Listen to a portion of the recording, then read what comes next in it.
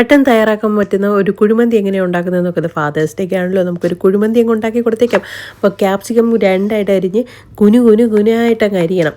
അതങ്ങ് മെൽറ്റ് ആവണം ആ കറിയിൽ. പിന്നെ വെളുത്തുള്ളി, ഇഞ്ചി ഇത് മിക്സിയിലടിച്ച് ചോപ്പ് ചെയ്യാം. അതല്ല നമ്മൾ മിക്സിയിലടിച്ച് പേസ്റ്റ് ചെയ്യാം. ഇതിപ്പോൾ ഞാനിവിടെ കട്ട അതിനെക്കാട്ടി നല്ലത് പേസ്റ്റ് ചെയ്യുന്നതാണ്, അതാണ് എളുപ്പം. പിന്നെ ക്യാപ്സിക്കം അരിഞ്ഞതുപോലെ ക്യാരറ്റും ഇതുപോലെ കുനു അങ്ങ് അരിയണം. സൈസൊന്നുമില്ല, അങ്ങ് അരിഞ്ഞിട്ടാൽ മതി. പിന്നെ ഈ ഒരു തക്കാളി ഇതേപോലെ കട്ടിംഗ് ബോർഡിൽ വെച്ചാണ് ചെയ്യണമെങ്കിൽ അങ്ങനെ ചെയ്യും. അതല്ല കൈ വെച്ച് ഇങ്ങനെ പ്രാക്ടീസ് ഉള്ളവർ അങ്ങനെ ചെയ്യും. ഒരു കുഴിമന്തിയെ നമ്മൾ ഉണ്ടാക്കുന്നുള്ളൂ, കൈ മുറിക്കാനായിട്ട് നിൽക്കുന്ന കട്ടിംഗ് ബോർഡേ പറ്റുള്ളെങ്കിൽ അങ്ങനെ ചെയ്താൽ മതി. ഇതേപോലെ കഴുകി ഉണക്കി നല്ല വൃത്തിയാക്കി കഴുകി ഉണക്കുക എന്ന് പറയുമ്പോൾ വെള്ളം പാടില്ല, അതാണ് അതിൻ്റെ ഒരു രീതി. നമ്മൾ മാറ്റിയിട്ട് ഈ അരിഞ്ഞു വെച്ചേക്കുന്ന സാധനങ്ങളെല്ലാം ഇതിലോട്ടങ്ങ് ഇടണം. തക്കാളി പിന്നെ അഡീഷണലായിട്ട് വേണ്ടത് ബട്ടർ ചിലരിടുന്നുണ്ട്, ചിലരിടുന്നില്ല. ഇതിൽ ഞാൻ യൂട്യൂബിൽ കണ്ട് നോക്കി പഠിച്ച് വെച്ചതാണ് കേട്ടോ. പക്ഷേ ടേസ്റ്റാണ്. ഞാൻ 3-4 ടൈം ഇത് ഉണ്ടാക്കി നോക്കിയിട്ടുണ്ട്. ബട്ടർ ഞാൻ പക്ഷേ ആദ്യമായിട്ട് ഇടുകയാണ് കേട്ടോ. ബട്ടർ ഇട്ടെന്ന് വെച്ചാൽ കുഴപ്പമൊന്നുമില്ല, വലിയ വ്യത്യാസമൊന്നും വരുന്നില്ല.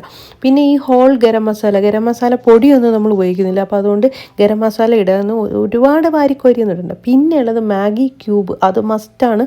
അതില്ലാതെ ഇത് ഉണ്ടാക്കാൻ പറ്റില്ല. മഞ്ഞപ്പൊടി, മുളക് പൊടി, ഇത് 2 പൊടിയേ ഉള്ളൂ, വേറെ ഒരു പൊടിയും ഇല്ല. ഇത് കൂടെ ഇട്ട് ഉപ്പും കൂടെ ഇട്ട് നന്നായിട്ട് അങ്ങ്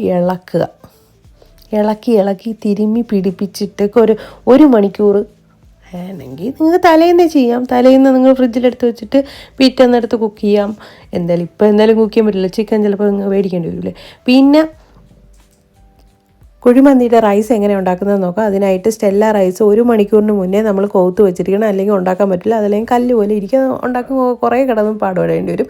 പിന്നെ നാരങ്ങയുടെ 3-4 സ്ലൈസ്, അത് ഇച്ചിരി ഒന്ന് പിഴിഞ്ഞിട്ട് അതിലിടണം. പിന്നെ ഹോൾ ഗരം മസാല, ഒരു മാഗിയുടെ ക്യൂബും കൂടെ ഇട്ട് തിളപ്പിച്ചതിന് ശേഷം റൈസ് ഇട്ട് നമ്മൾ സാധാരണ ബിരിയാണി റൈസ് ഊറ്റിയെടുക്കുന്ന പോലെ ഊറ്റിയെടുക്കണം.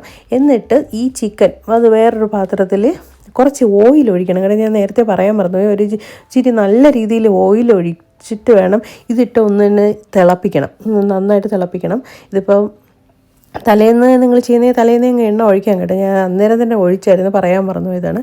എന്നിട്ട് ഈ കുക്കായ ചോറ് ഇതിലോട്ട് തട്ടി ദമ്മാക്കി വെക്കുന്ന പോലെ ദമ്മാക്കി വെക്കുക. അതിൻ്റെ അകത്തൊരു നാരങ്ങ, അതെന്തിനാണ് വെക്കുന്നതെന്ന് എനിക്ക് മനസ്സിലായില്ല. ഒരു ടേസ്റ്റ് വ്യത്യാസം എനിക്ക് വന്നില്ല.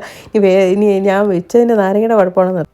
ഒരു 4-5 പച്ചമുളക് വയ്ക്കണം, അത് നല്ലൊരു ടേസ്റ്റിന് നമുക്ക് നല്ലൊരു എഫക്റ്റ് തരും. പിന്നീട് ഞാനൊരു ഭംഗിക്ക് വേണ്ടി മുട്ടയും അതെല്ലാം വെച്ചിട്ടുണ്ട്. പിന്നെ മഞ്ഞൾ, ഈ ചോറൊന്ന് മഞ്ഞയാവാൻ വേണ്ടിയിട്ട് മഞ്ഞൾ വെള്ളം കുറച്ചൊന്ന് ഒഴിക്കണം. കാരണം ഞാൻ ദമ്മിട്ടപ്പോൾ ചെയ്തായിരുന്നു. ഇതെല്ലാം നിങ്ങൾ വീഡിയോയിൽ കണ്ട് ഞാൻ ഇങ്ങനെ പറഞ്ഞു എന്നേ ഉള്ളൂ. ഇത് മയോണൈസിനെ കൂട്ടി ഞാൻ കഴിക്കുക. നല്ലതായിരുന്നു ഗൈസ്, നല്ലതായിരുന്നു. ഞാൻ നാട്ടിൽ നിന്ന് പണ്ട് കഴിച്ച അതേ